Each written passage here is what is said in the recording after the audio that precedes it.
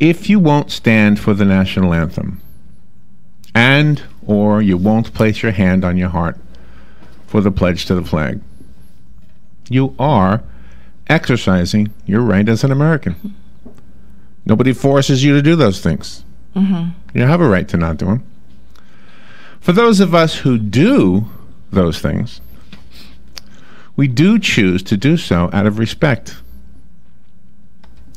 Out of respect for the men and women who set out to create a government that is based on the simple belief that everyone has a right to live free.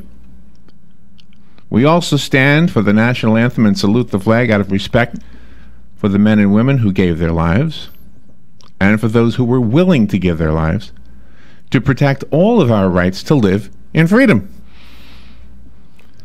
But if you choose not to stand or not to salute the flag because you are unhappy with something you think those symbols represent, and if your demonstration is going to make any difference at all, I think you should explain what you are opposing and why you are opposing it. Those symbols represent freedom. Are you opposing freedom? Those symbols represent liberty. Are you opposing that? Are you opposing the right to bear arms? Are you opposing the right to practice the religion of your choice or no religion at all? What are you opposing? Are you opposing freedom of speech or freedom of the press? Tell me. What is it? That's what those things represent. Are you opposing the belief that all men are created equal and that we are endowed by our Creator, if you believe in one, with certain unalienable rights? Those rights include life, liberty, and the pursuit of happiness. Are you opposed to that? Are you opposed to the idea that we created a country, our forefathers did? Are you opposed to the idea that we have a country that stands up for life, liberty, and the pursuit of happiness? What do you not like about those symbols? And what do you want to change? What do you want to change, and how do you want to change it? The flag, the American flag, represents a country that is governed by a constitution that begins with the words, "We the people," in big, bold print. So, this is your country. You are the people that govern this country. So, you're a governor. I'm a governor. We're all governors. Don't let anybody ever tell you anything different. This is what our founding fathers wanted you to understand. You are the governors. Don't let titles fool you. So as a governor, what do you want? What are you protesting? Why are you not standing to acknowledge the very things that give you the right to do that standing and that protesting? If you think the laws are unfair, then use your freedom of speech and change those laws. Have you ever heard this name before? Martin Luther King Jr.?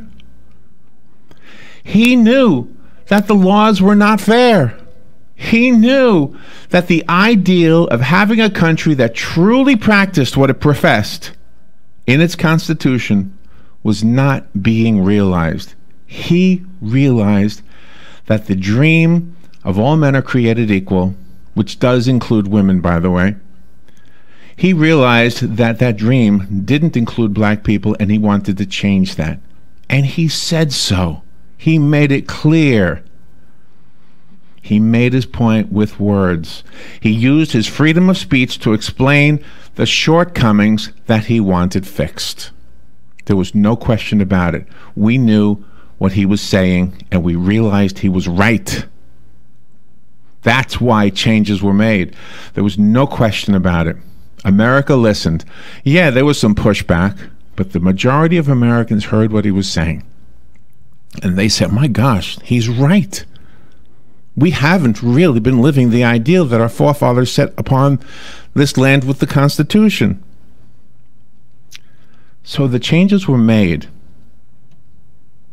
So what changes do you want? Why are you not standing? Why are you not putting your hand on your heart or saluting the flag? The flag represents our freedoms. And I want to talk about the national anthem just for a second, because I heard some pop star say that we should change the national anthem because it represents brutality. It represents a warmongering state of mind. We declared our freedoms and our independence in 1776. I know you all know that. We did that because we wanted to break free from the rule of the British Empire. I know you all know that. We fought for that freedom. We lost lives for that freedom. We lost lives to be independent. We lost lives so that we could practice the religions we wanted to practice, or none at all. We lost lives so that we could be in business for ourselves and grow our own crops and provide for our own families and make our own way in this world. And guess what? The rest of the world watched what we did, and they are trying to copy it even still to this day. But there are a lot of people who don't want you to have those freedoms. Some of them want Sharia law to replace the Constitution. Are you kidding me? You want that flag to be replaced by something that represents Sharia law? 1776 is when we declared that independence. In 1814, we still weren't completely free. Do you know that? The War of 1812 broke out. Britain was still trying to get us to give up our sovereignty, get us to give up our independence.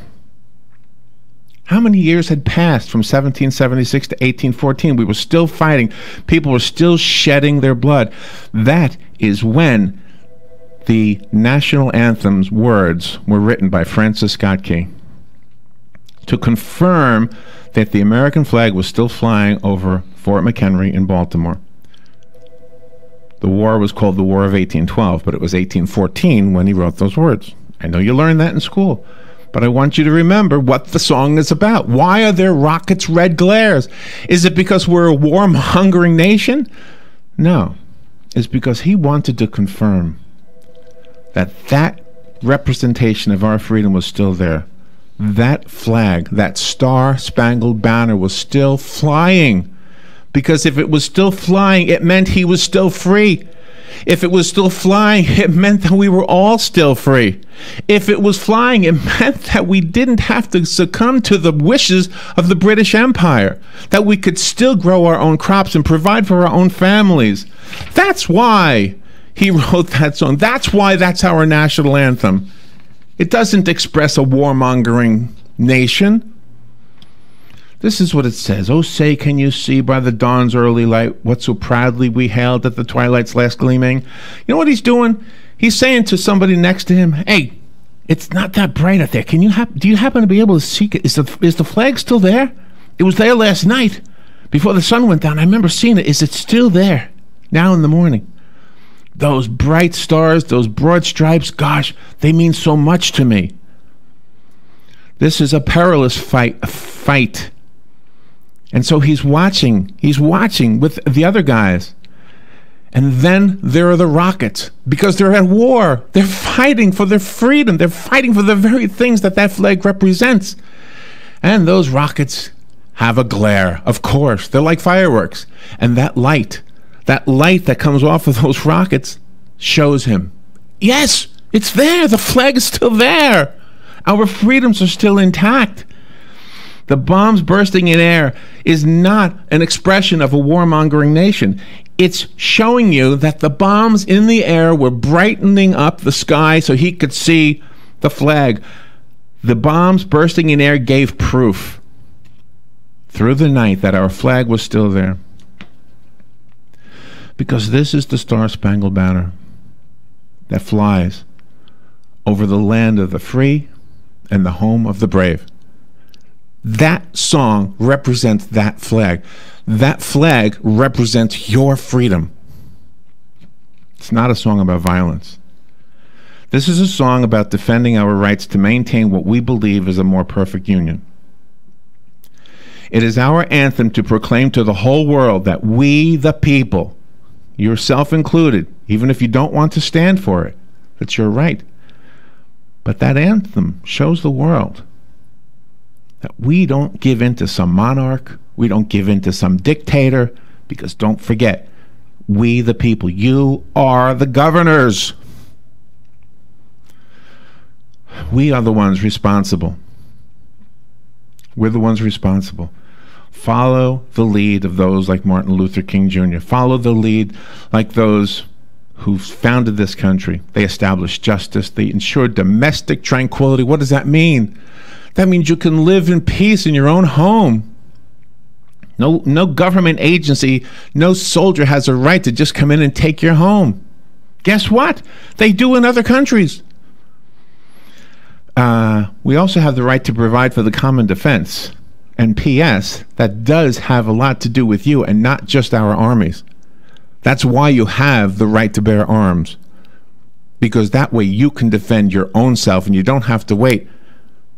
You're ready. You're ready at any given time. That is us. That is we the people. We are the ones that promote the general welfare. We're the ones who are secured by the blessings of liberty only because we do so.